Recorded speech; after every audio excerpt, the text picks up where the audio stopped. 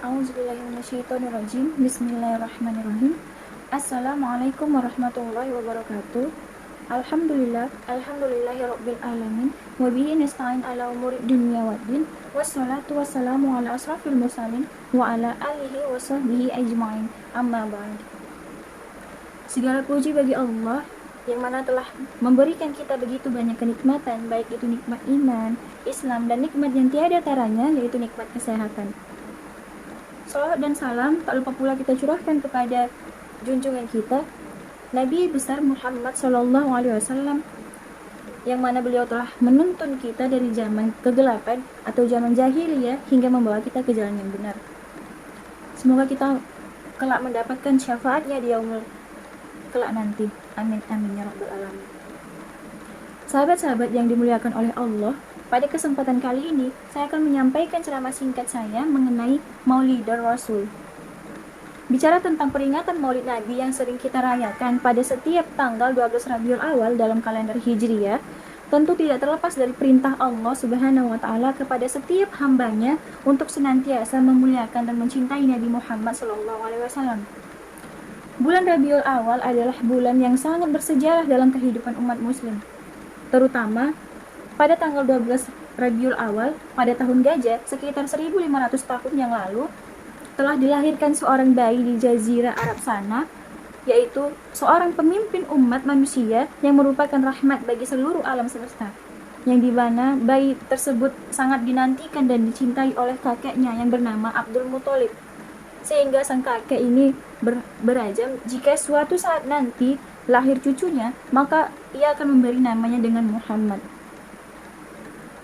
Nah, beliau adalah junjungan kita, yaitu Nabi besar Muhammad SAW, dan melalui beliaulah Allah Subhanahu wa Ta'ala menunjukkan manusia menuju alam yang penuh dengan cahaya keimanan dan ketakwaan kepada Allah Subhanahu wa Ta'ala.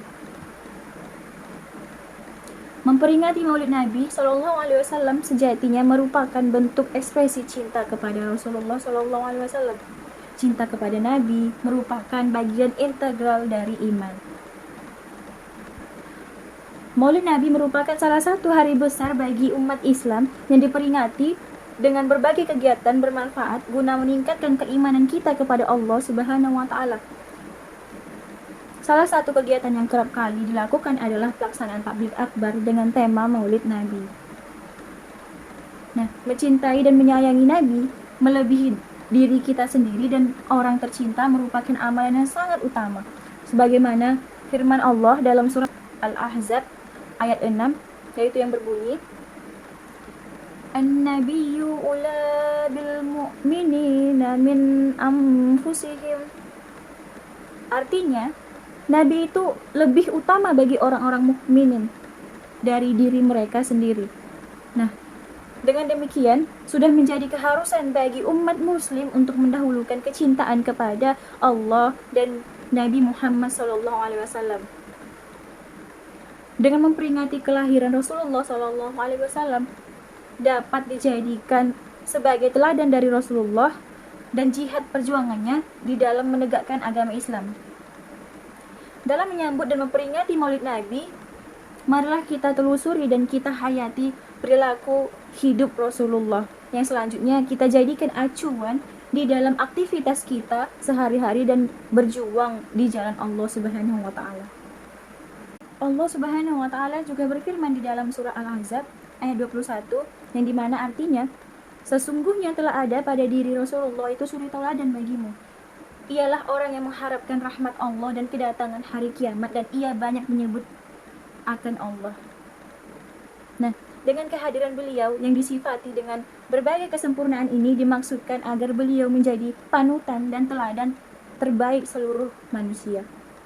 Dengan kelahiran beliau pula, dunia ini menjadi lebih terang dari kegelapan yang melanda hidup, yaitu berupa cahaya hidayah yang dapat menembus kegelapan jahiliyah.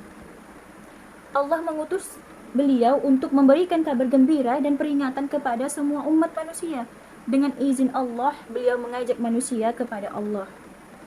Semoga Allah mencurahkan rahmat kepada junjungan kita Muhammad, berikut keluarga, para sahabat, dan para pengikutnya hingga hari kiamat kelak. Rasulullah Shallallahu Alaihi Wasallam juga menjadi contoh tidak hanya dalam satu bidang saja, tapi di semua bidang lengkap dan komplit. Rasulullah Shallallahu Alaihi Wasallam menjadi contoh dalam berkeluarga, menjadi pendakwah, menjadi guru, menjadi pembisnis, menjadi politisi, hingga panglima perang dan banyak hal lainnya. Di mana meneladani dan mengikuti apa yang diperintahkan Rasul adalah salah satu bentuk ibadah kita kepada Allah Subhanahu wa taala. Sebagaimana yang telah disampaikan Allah dalam Al-Qur'an surah An-Nisa ayat 80 yang berbunyi, "Man yuti'ir rasul faqad ata Allah." Artinya, barang siapa menaati Rasul, maka sesungguhnya ia telah menaati Allah. Rasulullah adalah panutan bagi kita dalam mengarungi kehidupan di dunia ini, agar kita semua dapat selamat dan bahagia selama hidup di dunia dan akhirat. Tidak ada satu aspek kehidupan pun yang tidak diajarkan oleh beliau dan dicontohkan oleh Nabi Muhammad SAW. Oleh karena itu, kita sebagai umat Nabi Muhammad SAW harus patuh dan taat pada apa yang dianjurkan dan diajarkan oleh Rasulullah SAW. Selanjutnya, kita juga senantiasa berdoa agar diberikan ilmu hingga kekuatan untuk dapat meneladani Rasulullah dalam setiap aspek kehidupan yang kita jalani.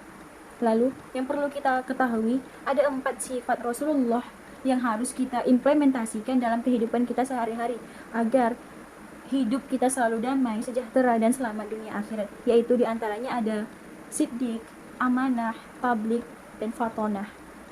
Yang pertama ada siddiq. Siddiq yaitu benar atau sikap jujur dan berkata sesuai dengan fakta tanpa ada kebohongan. Yang kedua, amanah.